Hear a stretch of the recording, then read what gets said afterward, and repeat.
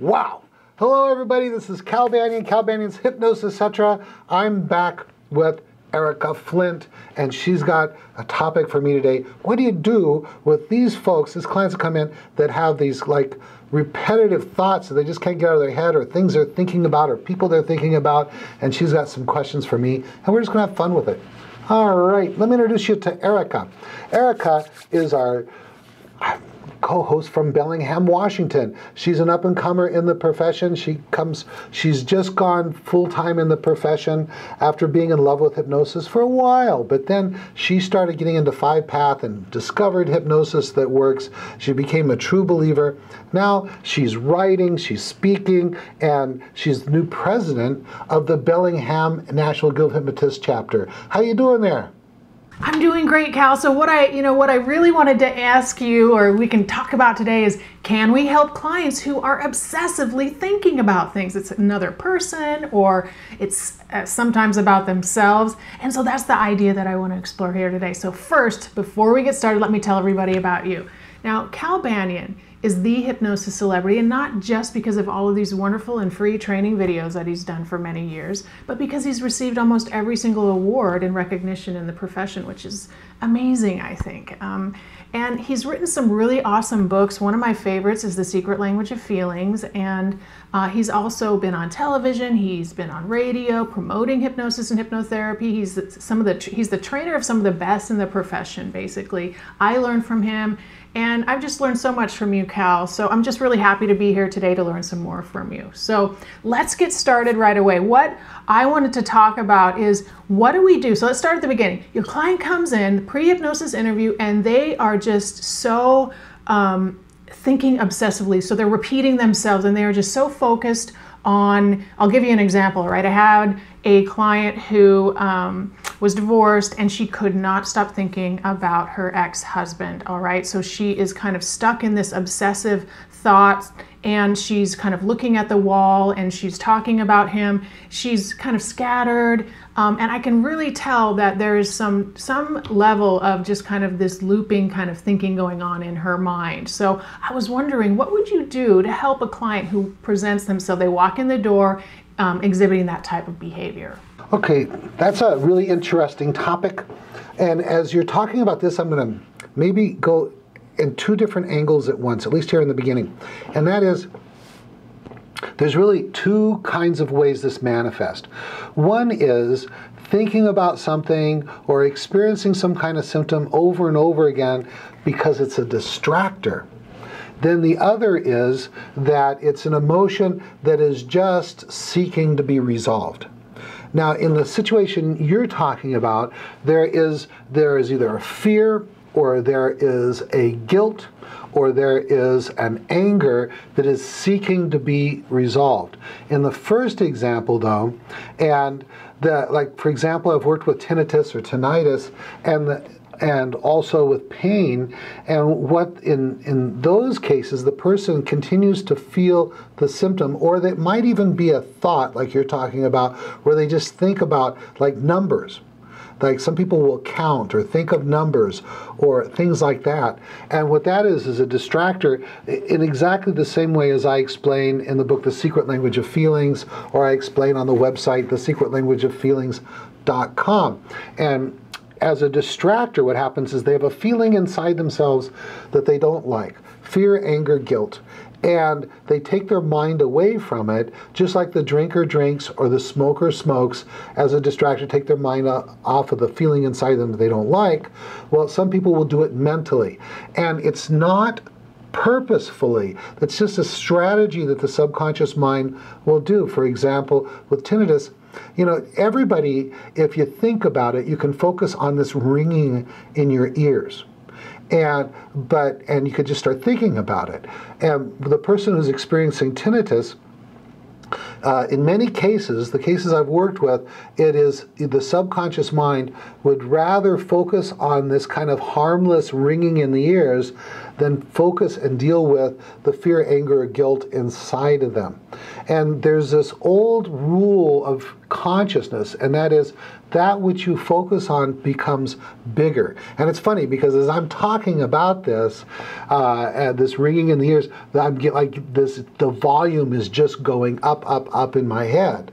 But I know that as soon as I start talking about the other aspect, it'll start to go away.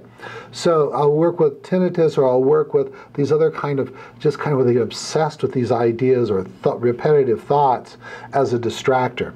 So that's category 1, and category 2 then is the unresolved emotion, and it is the emotion, the fear, anger, or guilt. These are the 3 main emotions we work with so often, and not exclusively, but so often that it's saying, let's work on this, let's work on this, because emotions are pure drive. They're there to motivate you to do the sometimes difficult things you need to do to fulfill your needs, wants, or desires. In either case, I'm going to teach them to do 7th path self-hypnosis. They can do that in between sessions, and they have something that they can do after our sessions are done to work on their issues. And then also 5 path. It's a universal approach that works in either case. How's that for starting off there, Erika?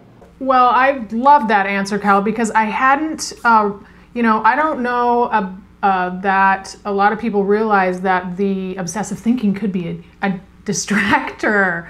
And so that is very interesting. And as you were talking about ringing in the ears, I could notice mine as well. So you're right. What we think about tends to grow. And so that's absolutely true. Now, would you say that to your client? Like, let's say that you believed that it was, they were using the thinking kind of as a distractor. Do you share that with your client? Do you share that piece of insight, or do you just start, like when they come in, right, the pre-hypnosis interview, or what do you say to them at that point?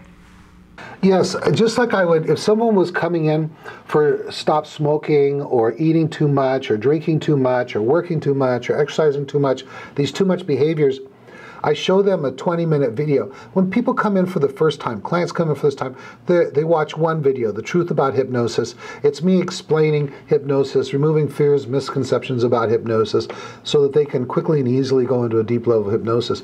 But the people that come in for too much behaviors, I show them another video of me explaining how distractors work.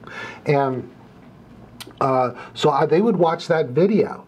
And then when they get in, I will talk about this and say, this is not something you're doing consciously, and I just want you to be open to the idea that, you know, the protective part of you is doing the best it can to kind of save you from some kind of, emotional discomfort or pain. And I was just talking to a potential client about this yesterday on the phone, and he's tried everything for tinnitus, and now guess what? We're going to get it done, I think. So he's going to come in, and hopefully he's going to come in. I believe he's made an appointment, and we're just going to hit it from this level, and I'm going to hit him with it right up front. And you know, one of the cool things about being the hypnotist is that people don't come to us first. They come to us last. And when we can provide them with something that's different, a perspective that's different from everything else, you know, we're not saying, here you got to have this pill, or there's something neurologically wrong with you, because the pill didn't work. They went to the neurologist couldn't find anything. So now we can hit them with this other perspective, and we can say, you know what? I'm an expert in the subconscious mind, and the subconscious mind is doing what it thinks is best for you.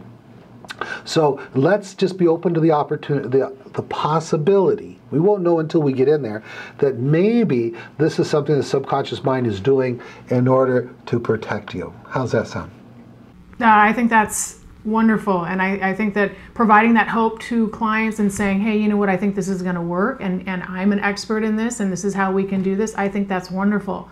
Now, one thing that I do share with my clients, which is what you had already mentioned, is what we think on grows, what we think about grows. So I'll ask them, how do you want to feel, right? So if they come into my office and they're sitting there and they're kind of going on and on about the obsessive, they're kind of exhibiting the behavior, the obsessive kind of thinking behavior right in front of me. I'll ask them.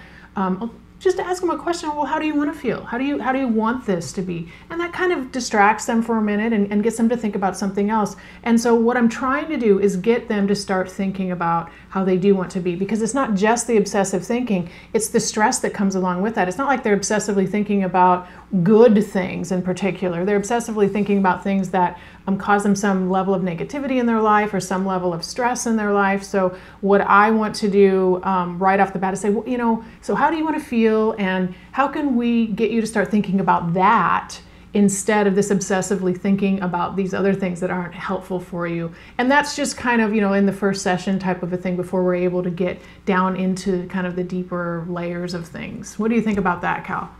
Yeah, I think that's a very reasonable approach, especially for, like, if in the first session you're going to get into direct suggestion only, you're not going to get into the uncovering work that's done in phase 2, 3, and 4, and even 5 of 5-path, and to get them to understand that which you're focusing on grows bigger, and that which you're not focusing on, tends to go away or fade. So I think that's a really good way to start. Hey, as we're talking about this, I have my computer monitors right here in front of me, and so I was looking up.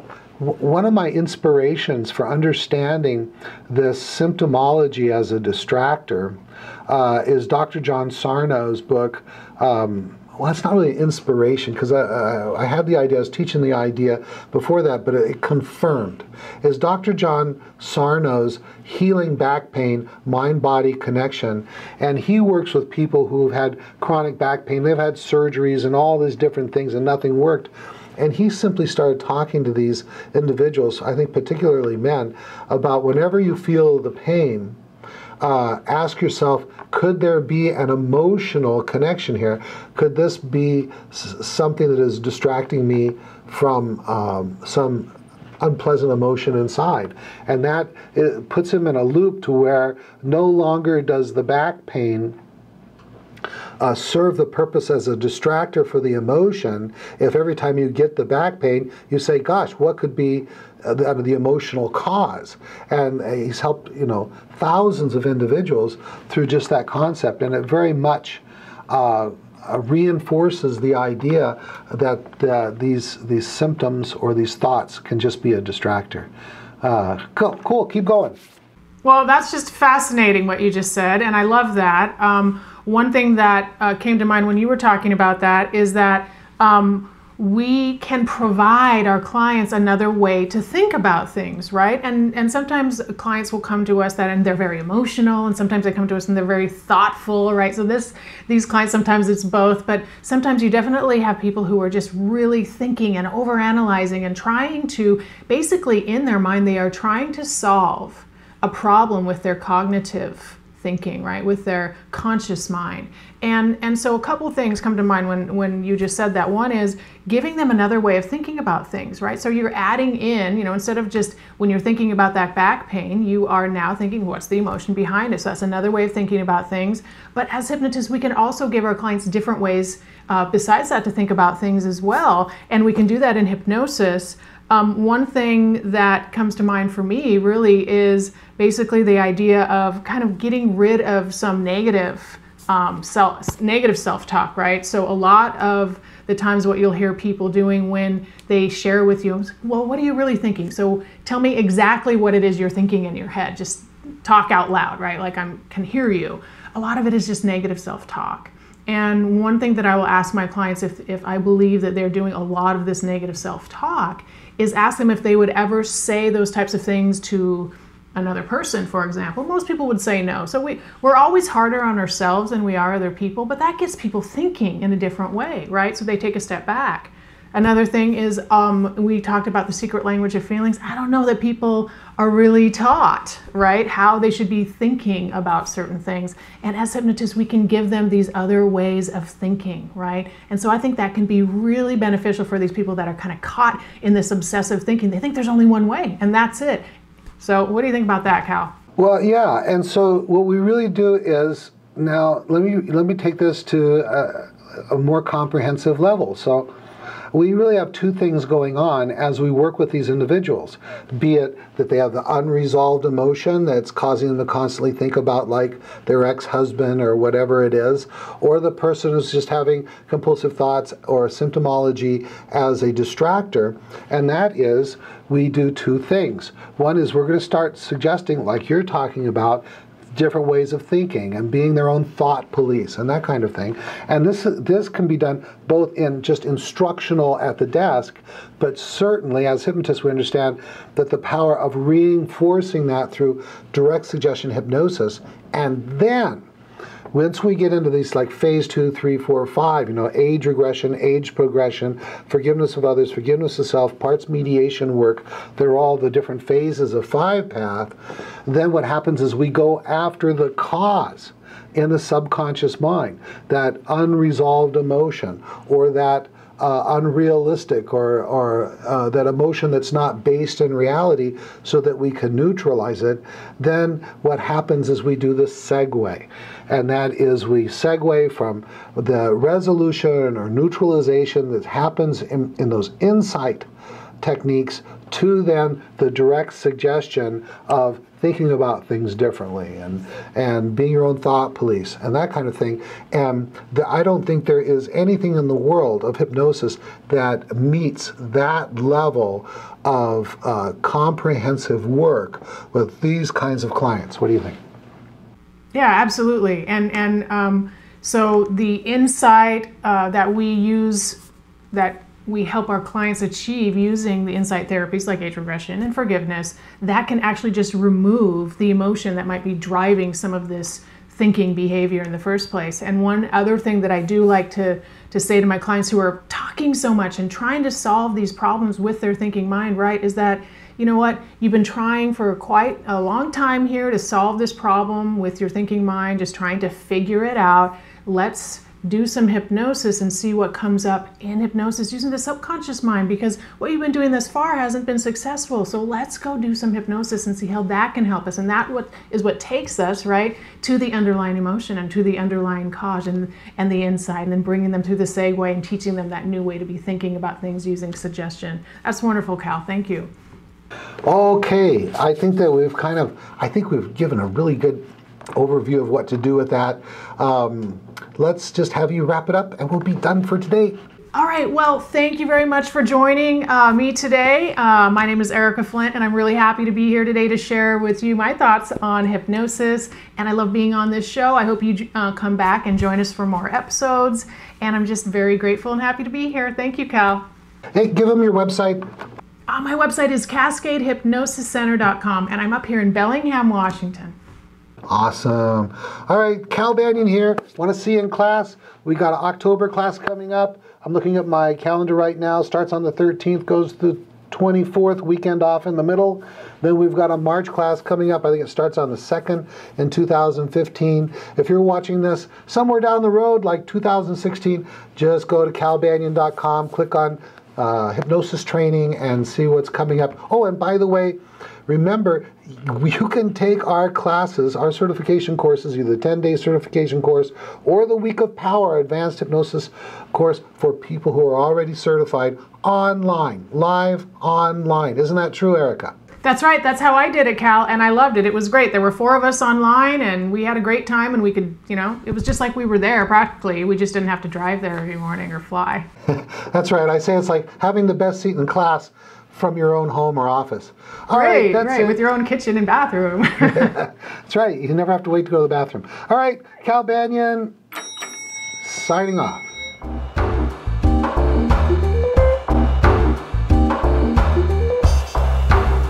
This recording is the property of Cal Banyan and the Banyan Hypnosis Center for Training and Services, Incorporated. All rights reserved, for private use only, may not be duplicated without permission. For contact information, go to www.hypnosiscenter.com.